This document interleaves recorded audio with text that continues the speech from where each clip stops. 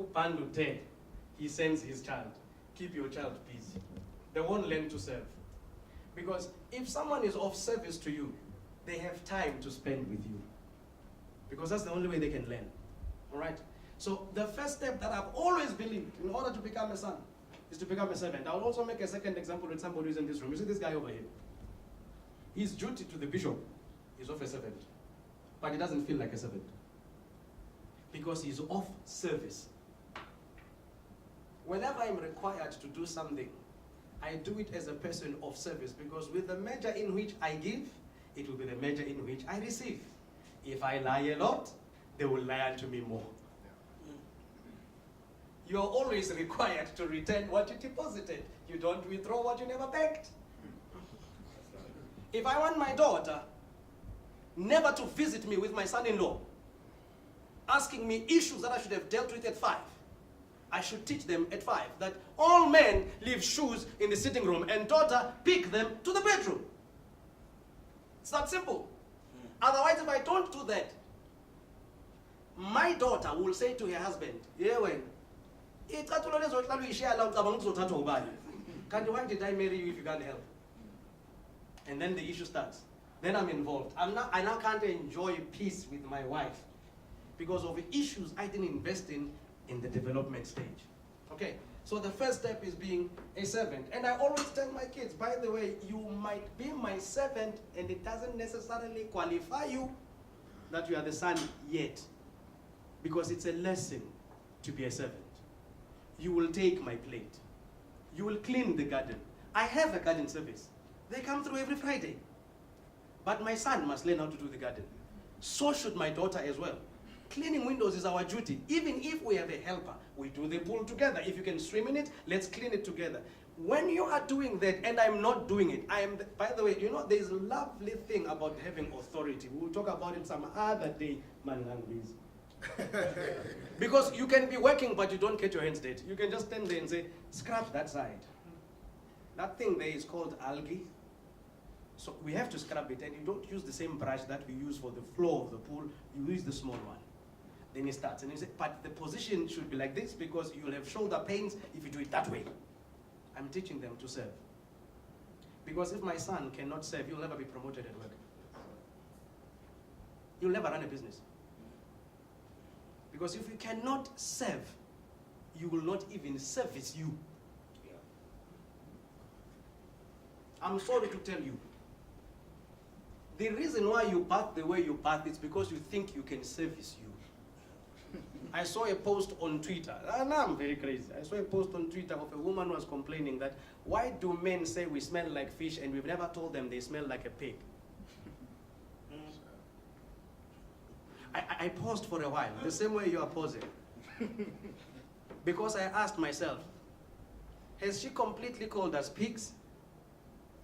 Or it's because we've never learned to take care of ourselves in that department, because you will never go to any shop and you find a cream or a shampoo or some special soap that women have. You know, they've kind of got, they've all the, we don't have that for ourselves as men. Just Lifebuoy. A Lifebuoy negation. And if you are original, it's sunlight. High lay a sunlight. Yeah, when I lay got a palm gun, which you have to chop.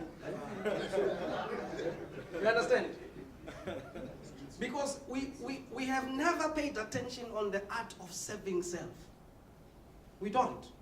That's why she can call others as pigs. I wonder how many girls retweeted or shared the message because they felt at least somebody spoke on our behalf. You know how women are. Yeah. You know, if you want to understand the concept of how women think, you have to go and study World War II. Right. They messed us up. They took men, sent them to war, whether they were qualified to fight or not, including some black South Africans, by the way. And when they got there, they left women behind. And the countries were functioning. They needed GDP to function, even to fund the war. And all women came out and did the jobs we were doing. So if you were working in the butchery, she was hired to go and work in the butchery. If you were making concrete, then when you came back, you had no job wage. You stayed at home. You started to be a house husband, but she started to be exactly like you. You could not tell her what to cook anymore because she brought home the bacon and the pig plus the fridge. World War II. Right. That's how the paradigm shifted. So if we don't necessarily try and find the art of service within self in pursuit of a crown of sonship, we will be lost amongst women, but with balls in between our legs. Yes, sir. Yeah. Yes, sir. The second stage in your journey to be son is being a student. Because being a student, see, when you are a son, you serve. I told you, right? But when a child becomes a student, that's when you start to teach the principles of this household. You spoke about the family unit and all that stuff. That's when my son sits down, or my children sit down, and they start to learn, who is Banda? Where do they come from? Because, by the way, let me surprise you, you don't own the surname. Yes. You are entrusted with it. Yes. The only thing you own is your name.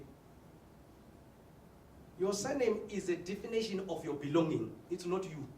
Your name is you. That's why Amaqhawe sithi bhengu, singathi ukubiza ngobhengu, you look around. But masingathi sibu, even if you are 10, you look the same direction. Because the name is yours. The surname, you are entrusted with it. And if you can't live up to the principles of what it stands for because you don't know its values, you will mess it up. So when you become my student, that's when I start to instill in you the heritage, the teaching, the principles, the foundation, the values that form this surname where you claim you belong. If ever ANC in its youth emphasized values between 94 and now, do you think we'll have all these rascals? So I had to make it closer home. Because even the ones that they give birth unto, you can tell that they are factory faults. EFF. There's no order because they are of the order of the parents. Principles that run the parents are principles that govern them at home. If a child heard the mother screaming during sex when they were sleeping with the father, he will think it's a thrill for his son to hear him making love to his wife. Because that's what was the order. If you want me to prove it to you, I will excuse you this time. Nearly 9 out of 10 of you first learned music with songs you heard at home. You have CDs you've heard at home. You learned the toothpaste you like. You bought the first time you stayed alone is the one you used at home. So the information that comes from that place is a foundation of who you are. Unfortunately. So when you become a student, that's when you are really being taught how you become or belong into the heritage, the value system, the clanship of this household. So all along, you closed your eyes without understanding why we bless the food. You thought we are thanking the Lord for the food. Now when you're a student, you understand. We're thanking the Lord for provision, not the food. Because we have no entitlement to eat, by the way. No one has entitlement to eat. If you want me to prove it, they said you will eat the fruit of your labor. So you're not entitled to eat. You are entitled to labor. Therefore, you can eat. That's why they say, where you cannot labor, you should not eat. You see, I'm very mad. That's why I can tell you sex does not make children. It's just a conduit. By the way, since we are talking about that part, let me help you as men. In case you have a baby like me that is outside, remember that you are a tool. A core tool with the woman you made it with. Never ever maintain that child to silence the woman. Maintain the child because you love the child. If you maintain the child to silence the woman, you are feeding the bitterness that will grow up and manifest someday. That's why you have rich men who afford everything, who took their children to best schools. They were accessing best things. In fact, you were there every Saturday with the kids. You were playing with the kids. And all of us as your neighbor said, this guy is a good dad. But unfortunately, your child is in jail. And we can't tell. No, a baby is a soul. Is a spirit. When they are developing, what you are clothing is just the flesh. They can pick up if the flesh is clothed by the flesh that the spirit is not together with. That's why you can miscarry a child. Come on. They don't say, you miscarried. So they came to you to carry, but you failed to hold. Because they are a spirit. That's why we have others, the other side. Shemales. Because when you carry one, and you don't know, I thank God for scanners now that you can tell whether it's a boy or a girl. You know when a mother says, I wish I have a boy, and you have a son, do you know what you've told that guy? You are not acceptable as a man here. Every time they reject you, you want to go back to be a woman. Because mom was always saying, "Usibongile kanti ubongani." Then when they tell you we were born like this, you blame them. It's the truth. They hear. They are a spirit. You've never seen a bone inside. The only liquid got in. Bones came out. Sorry, didn't want to go there. Just want to stick on a student.